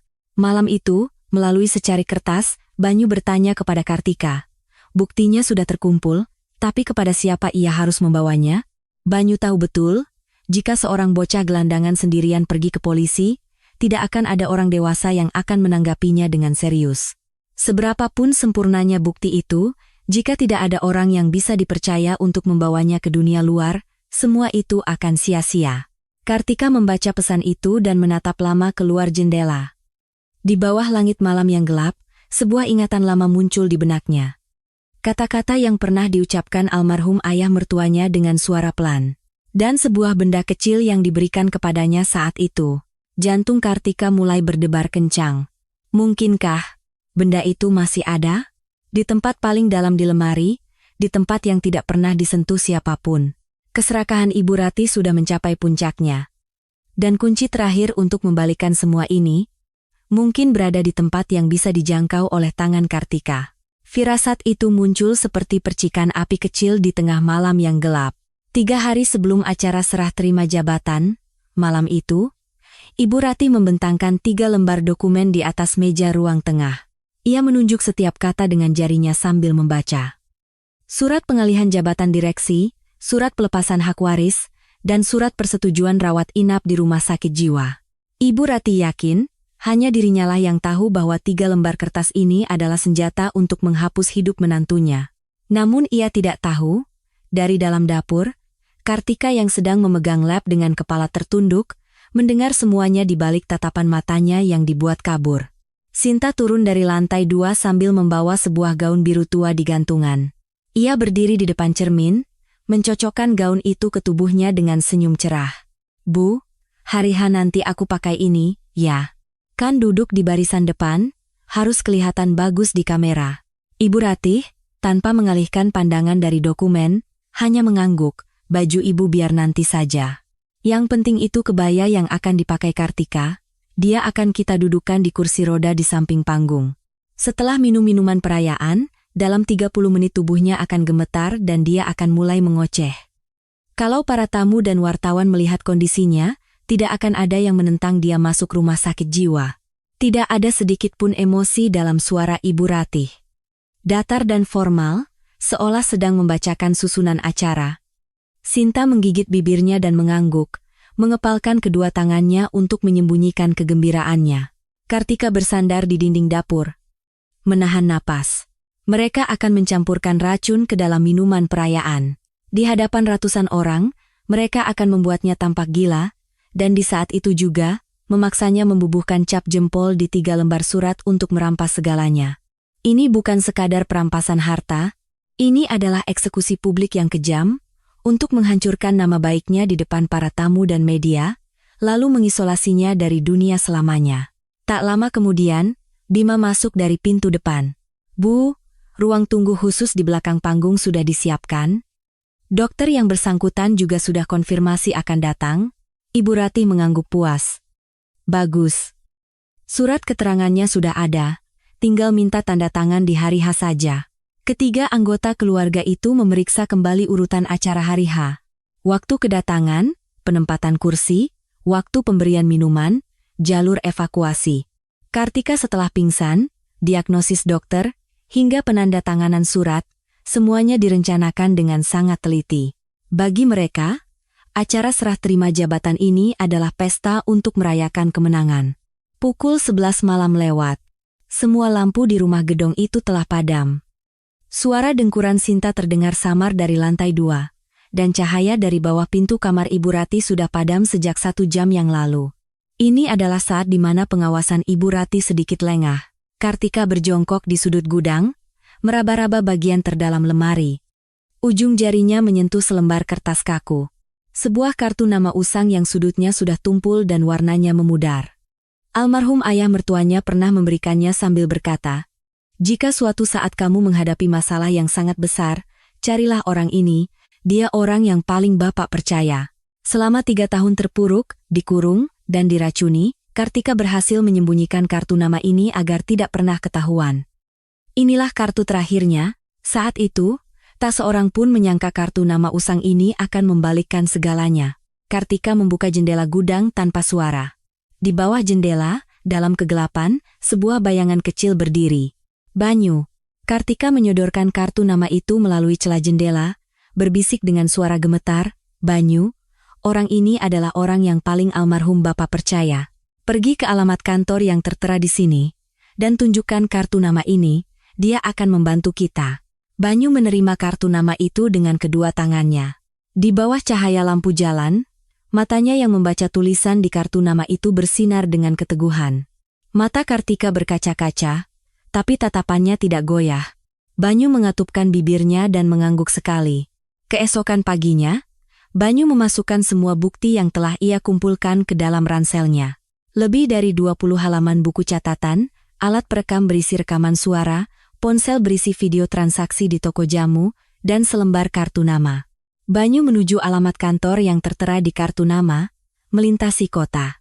Setelah berganti bus dan menempuh perjalanan sekitar 2 jam, ia tiba di sebuah gedung kantor tua di pusat kota. Setelah bertanya ke beberapa orang, ia akhirnya berdiri di depan sebuah apartemen tempat tinggal mantan sekretaris itu. Ia menekan bel. Pintu terbuka. Seorang pria berusia sekitar 60-an berdiri di sana. Rambutnya rapi dengan beberapa uban, dan di antara kerutan di wajahnya, tatapannya tajam. Saat Banyu menyodorkan kartu nama itu dengan kedua tangannya, pandangan pria itu terpaku pada tulisan yang memudar. Jarinya yang memegang kartu nama itu gemetar halus. Setelah menatap kartu nama itu cukup lama, pria itu perlahan mengangkat kepala. Matanya memerah. "Pak, Ibu Kartika yang menyuruh saya memberikan ini. Dia dalam bahaya. Tolong bantu kami." Banyu membuka ranselnya, mengeluarkan buku catatan, memutar rekaman, dan menunjukkan video di ponselnya. Suara dingin Ibu Ratih. Adegan memberikan segepok uang di toko jamu. Buku catatan yang berisi rincian jenis racun dan waktu pemberiannya. Mantan sekretaris itu duduk di sofa, membolak-balik setiap halaman dan memutar ulang video itu berkali-kali. Wajahnya semakin mengeras, lalu ia menggertakkan giginya. Setelah menutup halaman terakhir buku catatan itu, ia berkata dengan suara rendah dan berat. "Sebelum wafat, Bapak Wijoyo pernah berpesan padaku, tolong jaga menantuku. Aku sudah terlalu terlambat." Mantan sekretaris itu mengambil sebuah amplop coklat tua dari ruang kerjanya. Di dalamnya ada salinan surat wasiat Bapak Wijoyo, anggaran dasar yayasan, dan sebuah buku catatan berisi memo tentang pelanggaran Ibu Ratih di masa lalu. Itu adalah dokumen-dokumen yang semasa hidupnya hanya dipercayakan oleh Bapak Wijoyo kepada sekretarisnya. Ketika bukti yang dibawa Banyu dan dokumen internal dari mantan sekretaris itu disandingkan, semua benang kusut mulai menyatu. Mantan sekretaris itu segera mengangkat telepon. Ia membuat laporan resmi ke pihak kepolisian dan meminta kehadiran polisi di acara serah terima jabatan. Selanjutnya, ia menghubungi seorang kenalan yang ahli dalam editing video, meminta persiapan teknis untuk menayangkan video bukti di layar besar di lokasi acara. Setelah menutup telepon, ia menatap Banyu dan berkata, "Nak, kamu melakukan semua ini sendirian? Kamu hebat. Sisanya, biar saya yang urus." Banyu tidak menjawab, hanya menundukkan kepalanya dalam-dalam. Bahu bocah 10 tahun itu untuk pertama kalinya bergetar ringan. Getaran seseorang yang baru saja meletakkan beban yang sangat berat. Menjelang fajar, di atas meja, tersusun rapi semua materi bukti, laporan ke polisi, persiapan kedatangan polisi, hingga persiapan penayangan video di layar, semuanya telah selesai. Pada saat yang sama, di gudang rumah gedong itu, Kartika menatap kegelapan di luar jendela. Satu-satunya yang menopangnya adalah keyakinan bahwa Banyu telah menyelesaikan misinya. Pagi hari acara serah terima jabatan tiba. Ibu Ratih merias wajahnya dengan tebal, Sinta mengenakan gaun biru tuanya sambil berlatih senyum di depan cermin, dan Bima bersiul sambil memasang dasi. Ketiganya yakin hari ini adalah hari kemenangan yang sempurna. Kartika mengenakan kebaya yang dipilihkan keluarga mertuanya dan duduk di kursi roda. Kepala tertunduk, mata tanpa fokus, kedua tangan terkulai lemas. Penampilan orang yang paling tidak berdaya di dunia. Tapi di dalam hati Kartika, sebuah percikan api yang kokoh sedang menyala. Pertarungan sudah dimulai. Sebuah kursi roda didorong masuk ke tengah aula yang dipenuhi ratusan tamu penting. Di atasnya, duduk seorang wanita berkebaya putih dan berjarik hitam. Kepalanya terkulai, itulah Kartika. Mata tanpa fokus, bahu terkulai, tangan lemas. Tak seorang pun di aula itu yang menyangka bahwa wanita inilah yang akan membalikkan segalanya hari ini. Ibu Ratih berdiri di atas panggung, memegang mikrofon. Di balik riasan tebalnya, tersungging senyum penuh percaya diri. Sinta duduk di barisan depan dengan gaun biru tuanya, menyilangkan kaki, sementara Bima dengan setelan jasnya melirik sekali ke arah ruang tunggu belakang lalu mengangguk. Sinyal bahwa dokter sudah siaga. Semuanya berjalan sesuai rencana. Ibu Ratih mendekatkan mikrofon ke bibirnya. Suaranya dibuat lembut dan sedih, tapi penuh dengan keyakinan akan kemenangan. Pada kesempatan yang berbahagia ini, dengan berat hati saya harus menyampaikan sebuah kabar duka. Menantu kami, Kartika, kondisi kesehatannya menurun drastis, sehingga jabatan direksi terpaksa saya ambil alih. Mohon doanya untuk kesembuhan menantu saya. Desahan iba terdengar dari para tamu. Beberapa dari mereka menatap Kartika yang duduk di kursi roda, sambil menggelengkan kepala. Akting Ibu Ratih sempurna. Citra seorang ibu mertua bijak yang menanggung beban demi menantunya yang sakit. Ibu Ratih turun dari panggung dan mendekati kursi roda Kartika. Di tangannya ada sebuah gelas berwarna keemasan. Minuman perayaan, tapi di dalamnya, tercampur obat dengan dosis yang jauh lebih kuat dari biasanya. Cukup untuk membuat seseorang gemetar dan mengoceh dalam 30 menit. Ibu Ratih berlutut di depan Kartika, berkata dengan suara lembut, "Kartika, sayang, minumlah. Ini hari besar untuk ibu." Kartika menerima gelas itu dengan tangan gemetar, kukunya yang menghitam tampak kontras di atas gelas keemasan itu. Ibu Ratih tersenyum, menunggu Kartika membawa gelas itu ke bibirnya. Sinta di barisan depan mencondongkan tubuhnya dengan mata berbinar, dan Bima sudah meletakkan tangannya di pintu ruang tunggu, siap memanggil dokter begitu Kartika tumbang. Tepat pada saat itu, Layar raksasa di depan aula tiba-tiba menyala. Tampilan yang tidak ada dalam jadwal acara. Pembawa acara tampak bingung, dan pandangan para tamu serentak tertuju ke layar. Di layar, sebuah video dari sebuah gang gelap mulai diputar. Di depan sebuah toko jamu usang. Sebuah sedan hitam berhenti, dan seorang wanita berkacamata hitam keluar. Ibu Ratih. Video itu menunjukkan Ibu Ratih masuk ke toko dan memberikan segepok uang kepada pemiliknya. Lalu, sebuah suara yang jernih menggema melalui pengeras suara di seluruh aula. Membuat satu orang jadi bodoh itu bukan hal yang sulit. Aula membeku. Ratusan tamu seolah berhenti bernapas bersamaan. 1 detik, 2 detik, 3 detik. Setelah hening sejenak, bisik-bisik menyebar seperti gelombang. Pandangan para tamu satu persatu beralih ke Ibu Ratih. Tatapan yang bercampur antara kaget, curiga, dan jijik. Senyum di wajah Ibu Ratih lenyap. Bibirnya bergetar, dan wajahnya memucat. Ia mendongak menatap layar dengan mata terbelalak. Adegan dirinya memberikan uang dan tertawa terus diputar ulang. Wajah dan suaranya yang tidak bisa disangkal. Ini rekayasa. Siapa yang melakukan ini? Teriak Ibu Ratih dengan suara melengking. Tapi suara yang keluar dari pengeras suara tidak salah lagi adalah suaranya sendiri. Bisik-bisik di antara para tamu semakin keras, dan dari barisan wartawan, suara jepretan kamera terdengar bertubi-tubi. Jeritan Ibu Ratih tidak terdengar seperti sanggahan, melainkan seperti pengakuan.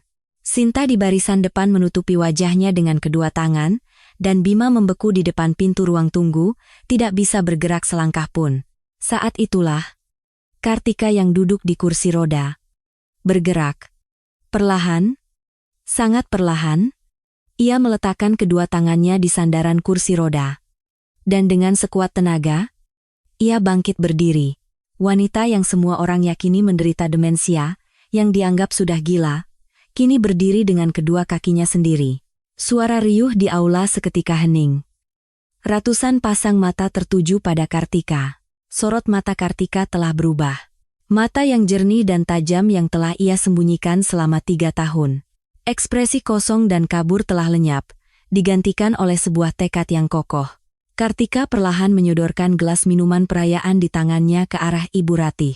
Suaranya yang tenang namun tegas menggema melalui mikrofon ke seluruh aula. Katanya ini jamu yang sangat menyehatkan? Kalau begitu, silakan Ibu minum duluan. Mata Ibu Ratih dipenuhi kengerian. Bibirnya bergetar hebat saat ia melangkah mundur. Saat Kartika maju selangkah, Ibu Ratih secara refleks mengibaskan tangannya, menolak gelas itu. Gelas keemasan itu terbentur tangan Ibu Ratih dan jatuh ke lantai. Gelas itu pecah, dan cairannya tumpah di lantai marmer. Seketika, cairan yang tumpah itu mulai berbusa. Bui-bui muncul sambil mengeluarkan suara mendesis, dan cairan yang tadinya bening berubah menjadi hitam pekat. Seperti sesuatu yang membusuk, noda hitam menyebar di lantai. Adegan ini adalah reka ulang dari saat Kartika menuangkan jamu hitam ke pot bunga. Tapi kali ini, bukan di dalam kamar yang gelap. Di hadapan ratusan pasang mata, di depan kamera, keberadaan racun itu terbukti secara fisik. Aula menjadi gempar. Beberapa tamu di barisan depan bangkit dari kursi mereka. Para wartawan mengarahkan kamera mereka ke noda hitam di lantai. Tindakan Ibu Ratih menolak dan menjatuhkan gelas itu sendiri adalah pengakuan diam-diam bahwa ia tahu apa yang ada di dalamnya. Situasi yang tidak mungkin lagi disangkal dengan dalih apapun. Ibu Ratih jatuh terduduk di lantai, menggelengkan kepala. Tatanan rambutnya yang sempurna menjadi berantakan, dan riasan tebalnya tidak bisa menutupi wajahnya yang pucat pasi. Dari mulutnya hanya keluar suara-suara tak berarti. Sinta berlari dari barisan depan dan memegang lengan ibunya, tapi Ibu Ratih menepisnya sambil terus menggeleng. Pada saat itu, pintu belakang aula terbuka dan beberapa petugas polisi masuk. Ini adalah kedatangan yang telah diatur sebelumnya oleh mantan sekretaris. Saat para penyidik berjalan ke depan panggung, dari salah satu sisi aula, sebuah bayangan kecil melangkah maju. Banyu berdiri di depan penyidik dan mengeluarkan setumpuk dokumen dari ranselnya. Daftar asli tanaman beracun yang dipesan Ibu Ratih dan buku catatan transaksi dari toko jamu. Tangan bocah 10 tahun itu tidak gemetar. Banyu menyerahkan dokumen itu kepada penyidik sambil berkata dengan suara jelas. Semuanya ada di sini, Pak. Catatan transaksi tanaman beracun dan daftar pesanannya. Penyidik menerima dokumen itu dan membacanya sekilas. Ia mengangguk dan memberi isyarat kepada rekannya. 2 orang polisi mendekati Ibu Ratih yang masih terduduk di lantai. Rekaman suara, bukti video, buku catatan transaksi, gelas berisi racun yang tumpah, dan ratusan saksi mata. Semua bukti berkumpul di satu tempat, catatan dan rekaman yang dikumpulkan Banyu selama berbulan-bulan. Kartu nama yang dijaga Kartika dengan nyawanya. Dokumen internal yang disimpan oleh mantan sekretaris. Keterlibatan pihak berwenang. Semua benang kusut itu kini terjalin menjadi satu pada momen ini, membuat kejahatan Ibu Ratih tidak bisa lagi dibantah dengan pembelaan apapun. Kartika berdiri di atas panggung, menatap ke seluruh aula. 3 tahun waktu yang ia habiskan, meminum jamu hitam setiap pagi, melintas di depan matanya. Tangan yang gemetar, rambut yang rontok, kuku yang menghitam, air mata yang tak terhitung jumlahnya yang ia telan di sudut gudang. Semua penderitaan dan kesabaran itu, kini pada saat ini, berubah menjadi keadilan. Setetes air mata panas mengalir dari mata Kartika. Tapi kali ini, bukan air mata kesedihan. Suara borgol yang dipasangkan di kedua pergelangan tangan Ibu Ratih terdengar di seluruh aula. Klik. Suara logam pendek itu menjadi titik akhir dari 3 tahun kurungan, racun, dan kebohongan. Di hadapan ratusan tamu dan wartawan, Ibu Ratih, yang selama ini berkuasa sebagai nyonya besar keluarga terpandang, digiring keluar oleh polisi dengan kepala tertunduk. Percobaan pembunuhan dengan racun, penyekapan, dan konspirasi perampasan harta. Daftar tuduhan yang dibacakan polisi panjang dan berat. Ibu Ratih tidak bisa berkata apa-apa. Wajahnya yang tadi pagi tersenyum percaya diri, kini hancur tak berbentuk. Sinta ditarik dari barisan depan sambil menangis histeris. Gaun biru tuanya kusut saat ia meronta, tapi ia tidak bisa lepas dari cengkeraman polisi. Bima mencoba kabur ke arah ruang tunggu, tapi tertangkap di lorong. Dasinya terlepas dan satu kancing jasnya putus. Pesta yang seharusnya menjadi perayaan kemenangan bagi mereka, berubah menjadi hari penangkapan mereka. Di luar aula, 3 mobil polisi sudah menunggu. Saat Ibu Ratih dimasukkan ke dalam mobil, Kartika berdiri di atas panggung, menatap pemandangan itu. 3 tahun lalu, saat ia masuk ke gerbang yang sama sebagai pengantin, ia tersenyum. Ada suaminya, ada putranya, ada ayah mertuanya.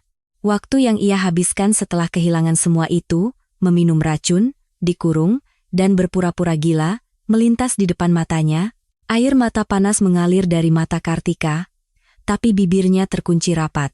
Setelah mobil polisi pergi, aula menjadi riuh untuk beberapa saat.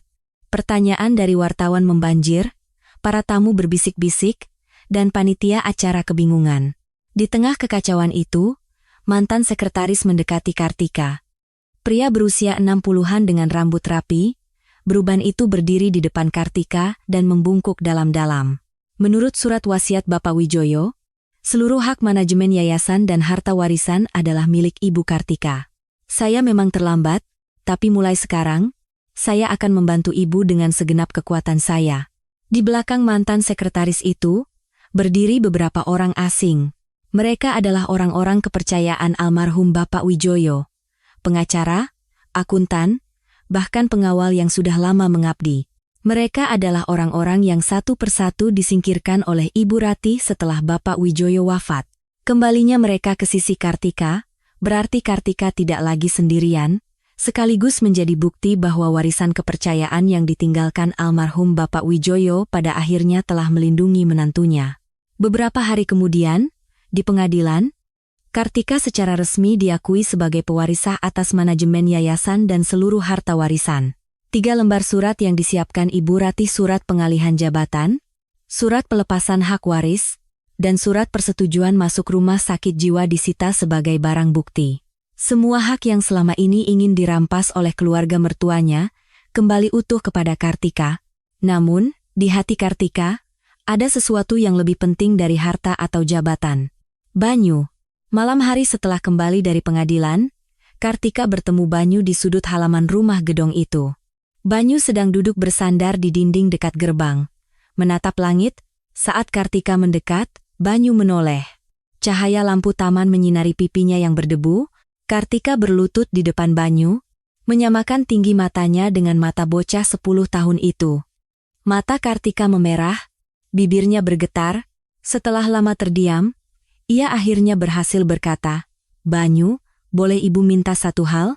Banyu memiringkan kepalanya, menatap Kartika. Kartika meraih tangan kecil Banyu dengan kedua tangannya yang gemetar. "Tinggallah bersama ibu, maukah? Maukah kau menjadi anak ibu?" Mata Banyu terbelalak. Bibirnya sedikit terbuka, lalu terkatup rapat. Sebagai jawaban, setetes air mata jatuh dari matanya. Anak yang seumur hidupnya tidak pernah punya keluarga. Anak yang tidur di jalanan, makan sisa makanan, dan hidup di dunia di mana tidak ada yang memanggil namanya. Banyu menundukkan kepalanya dalam-dalam dan menjawab dengan suara kecil, "Apa? Apa anak seperti saya boleh?" Kartika menarik Banyu ke dalam pelukannya. Memeluk bahu kecil kurus bocah 10 tahun itu, Kartika berbisik, "Bukan anak seperti kamu, Banyu. Justru karena ini kamu yang sudah menyelamatkan ibu." Bahu Banyu mulai bergetar. Kartika menepuk-nepuk punggung anak yang menangis tanpa suara itu dengan lembut. Cahaya lampu taman di halaman rumah gedung itu memanjangkan bayangan mereka berdua.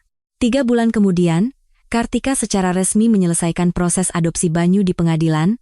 Banyu secara hukum menjadi putra Kartika. Ikatan mereka yang dimulai dari sekotak nasi, kini telah menjadi keluarga yang utuh secara hukum dan hati. Luka dan rasa bersalah Kartika, karena kehilangan putranya tidak sepenuhnya hilang. Terkadang ia terbangun di pagi buta dan teringat wajah mendiang putranya, dan ada malam-malam di mana hatinya terasa kosong. Tapi kini ada Banyu di sisinya. Fakta bahwa ia bisa kembali melindungi dan mencintai seseorang, perlahan-lahan meniupkan kehangatan ke dalam hatinya. Banyu juga berubah. Anak yang dulu berkeliaran di jalanan, kini punya keluarga. Kemampuan penciumannya yang luar biasa, yang dulu ia asah untuk bertahan hidup, kini bisa ia kembangkan dalam pendidikan yang layak. Saat pertama kali menerima buku pelajaran dengan namanya tertulis di sana, Banyu hanya membelai sampulnya untuk waktu yang lama tanpa berkata apa-apa. Sehari setelah proses adopsi selesai, Kartika membuat keputusan. Ia akan meninggalkan rumah gedong itu. Rumah ini adalah ruang dari 3 tahun penyekapan dan penderitaan baginya. Ada dapur tempat ia meminum jamu hitam setiap pagi, ada gudang tempat ia menelan air matanya. Tidak ada lagi alasan untuk tinggal di sini. Kartika mengemasi barang-barangnya. Tidak banyak yang ia bawa. Kartu nama ayah mertuanya, buku catatan yang ditulis Banyu dengan rapi, dan genggaman tangan satu sama lain. Itu sudah cukup.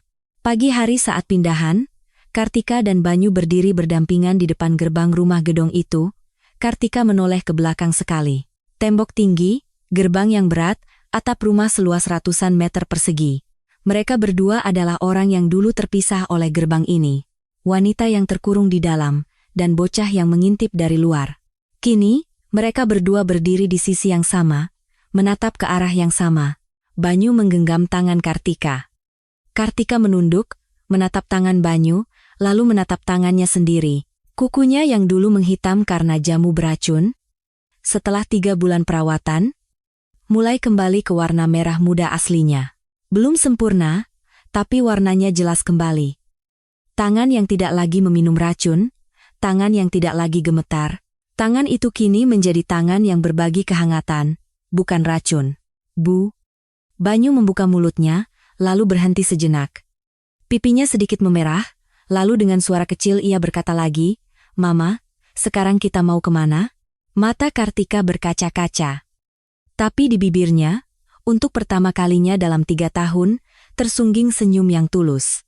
Sambil menggenggam tangan Banyu erat, Kartika menjawab, "Kita pulang ke rumah kita, Banyu." Mereka berdua berjalan membelakangi gerbang. Sinar matahari pagi menyinari punggung mereka. Setelah melewati malam yang panjang, punggung kedua orang yang akhirnya berjalan menuju cahaya itu perlahan mengecil dan menghilang ditelan sinar mentari pagi. Di bawah dinding di luar gerbang, ada sebuah kebaikan kecil dari Kartika yang memberikan sekotak nasi.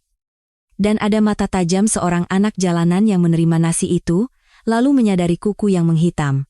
Kebaikan kecil itu pada akhirnya kembali sebagai penyelamatan yang besar. Sosok terkecil yang diabaikan oleh dunia, ternyata bisa melihat kebenaran yang terbesar. Kebaikan tidak akan pernah sia-sia. Inilah akhir dari kisah jamu hitam, dan awal yang baru bagi mereka berdua. Seorang bijak pernah berkata, sekecil apapun kebaikan yang kita tanam, ia akan berbuah di saat yang tak terduga. Bukan kemampuan hebat atau rencana besar, melainkan satu tindakan kecil yang tulus dari hati yang bisa mengubah dunia. Kartika dalam cerita hari ini juga begitu. Sekotak nasi yang ia berikan dari balik tembok. Itu hanyalah sebuah kebaikan kecil yang tak diperhatikan siapapun. Tapi ada seorang anak yang mengingat kehangatan itu, dan tangan anak itulah yang pada akhirnya meruntuhkan kegelapan yang begitu besar. Dalam hidup, terkadang kita tidak tahu kemana perginya kebaikan-kebaikan kecil yang kita lakukan. Tapi jika hati kita tulus, suatu saat nanti, kebaikan itu akan kembali dalam bentuk yang tidak pernah kita duga. Kebaikan tidak akan pernah hilang. Semoga cerita ini bisa menjadi sedikit penghiburan bagi hari Anda. Dukung kami dengan subscribe dan suka, agar kami bisa kembali dengan cerita yang lebih baik. Selalu sehat dan bahagia. Terima kasih.